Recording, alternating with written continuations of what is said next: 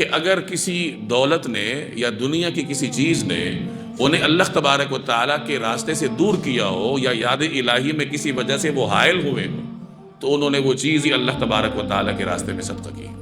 جیسے حضرت ابو طلحہ انصاری رضی اللہ تعالیٰ عنہ معروف صحابی، وہ ایک مرتبہ اپنے باغ میں نماز پڑھ رہے تھے. عظیم الشان باغ تھا ان کا، اور اتنا گھنا تھا کہ کوئی پرندہ باغ میں آیا تو اسے باغ سے باہر جانے کا راستہ نہیں مل رہا تھا. یعنی چاروں طرف اتنے گھنے درخت تھے کہ پرندے کو وہ درخت پار کرنا یا اس میں سے راستہ نکالنا مشکل ہو رہا تھا.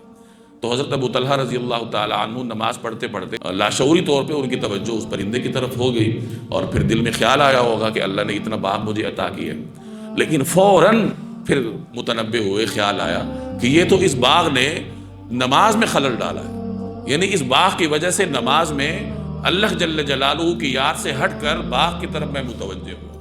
چنانچہ جیسی ہی نماز پوری کی تو نبی کریم صلی اللہ علیہ وسلم کی خدمت میں حاضر ہوئے اور درخواست کی کہ یا رسول اللہ، یہ باغ اللہ کے راستے میں صدقہ ہے، اس لیے کہ اس نے مجھے اللہ کی یاد میں یہ میرے لیے رکاوٹ بنا ہے. تو انہوں نے وہ چیز ہی اللہ تبارک و تعالیٰ کے راستے میں صدقہ کی.